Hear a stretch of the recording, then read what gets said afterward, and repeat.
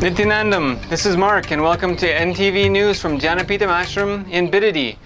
It's February 1st, 2012. The headlines. In this morning's Bhagavad Gita discourse, starting from chapter 4, verse 3, the 2012 Guru expanded on the qualities of Arjuna as a great archer. Inner awakening, another day of full-time healing and cleansing, whether you like it or not. eNNews setting the pace, and NSP coming back at Bidadi Ashram. Now for the main news. In this morning's Bhagavad Gita discourse, starting from chapter 4, verse 3, the 2012 Guru expanded on the qualities of Arjuna as a great archer. Archery requires and produces not only the ability to reach a goal, but an understanding of the goal itself. There are many aspects beyond the senses that must occur in order to be in the higher state of Arjuna while living intensely. Arjuna said, "Your birth is posterior and the birth of the sun is remote, past. How do I comprehend that the science of intense action was uttered by you in the beginning?"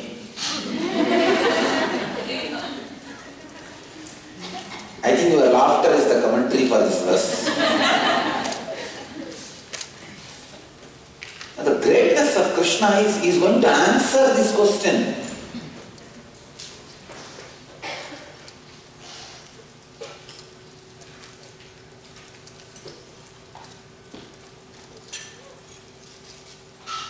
But of course, Krishna's greatness lies in that Arjuna is asking,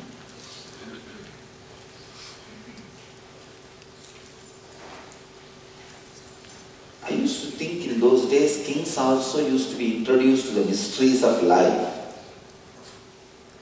I really doubt now, after reading this Arjuna's doubts,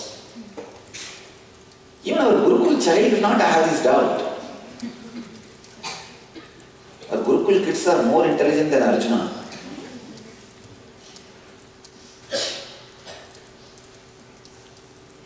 Especially, to be an archer, you need to know the knowledge of past life. Please understand. Archery is not just the art related to the outer goal alone.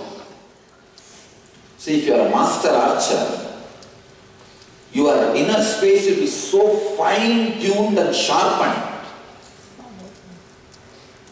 Any mysteries of life, the moment you concentrate, you will understand it. Just 3 days before, we have ordered 3 sets of bows and arrow. Our Chennai organizer Ramanathan is bringing for our Gurukul kids. I am going to teach archery to the Gurukul kids.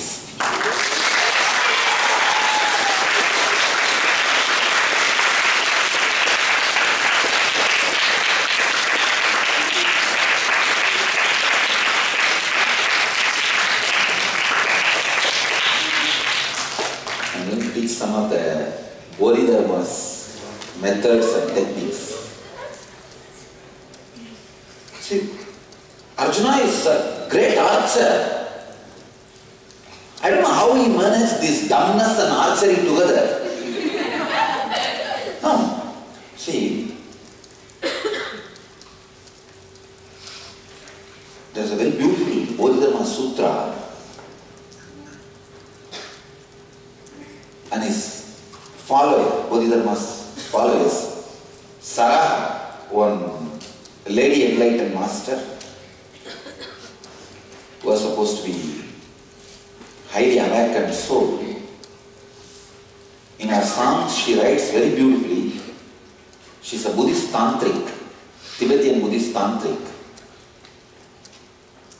When you send the arrow, not only that the understanding of that goal gets engraved in your system, that ability to understand the goal itself gets engraved in your system. Please understand. See, if you have to attack a point, the goal,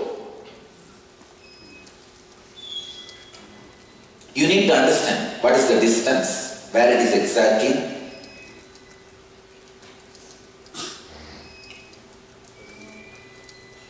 From long distance, your inner space needs to come to many conclusions.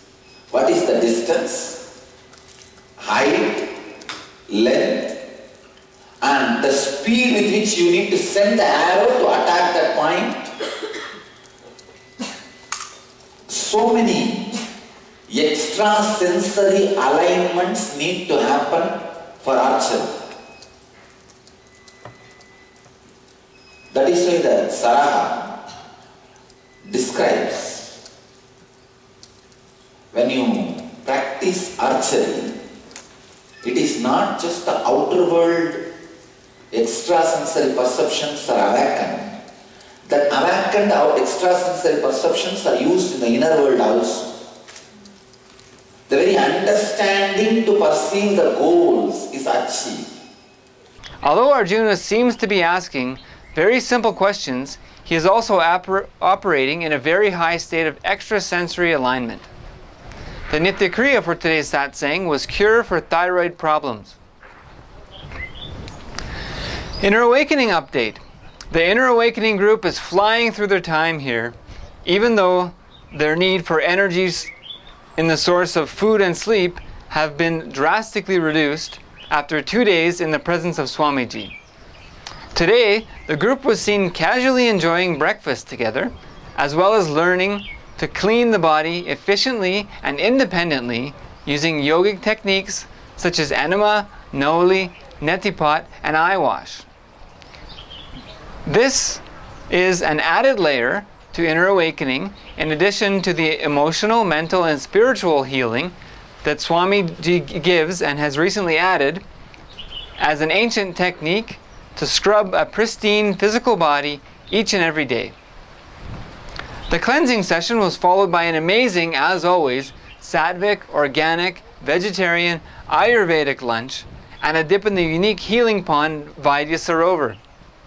The pond is unique in the world and amazingly holds together 1008 herbs along with 9 super healing antidotes, all under the constant shower of 6 water fountains. In just a few short seconds, the water running down the 21-foot tall healing linga at Vaidya Sarovar imbues qualities that keep it fresh for months longer than regular tap water. The healing stories of Vaidya Sarovar are by now countless and untraceable, and include physical and mental conditions such as psoriasis and depression. The group reconvened in the afternoon for another fully attentive session with the enlightened avatar, joining them as a role model, friend, and guide. The evening is filled with meditation, spontaneous interaction, music, dancing, and Kundalini awakening through initiation at evening darshan. Essentially, a perfect day.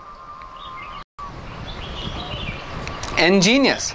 The eNNews group is being kept busy between morning yoga, satsang, morning activities, and evening darshan. They are also able to visit the refreshing healing pond Vaidya Sarovar, as well as to participate in temple events and meetings at the banyan tree. A large playground exhibits their energy after dinner, and the facilities of the Gurukul are constantly a base for planning, chanting, and all other spontaneous expression. In program news from the ashram, there's an NSP Nithyananda's Purana program planned for March 1st to 4th in Bididi Ashram. Don't miss your chance to rid yourself of the fear of life and the fear of death. Learn the difference. NSP, March 1st to 4th in Bididi Ashram. Connect to nithyananda.org to register and attend the multi-day transformational program. That's all for us now from NTV News. Join us for Express Buzz live at 6:45 a.m. on NTV from the Raj Sabha Darshan floor. Let us end our news with a quote from Swamiji. Happiness is an intense burning in the body. Thank you for joining us, and go on radiating friendliness. Nithyanandam.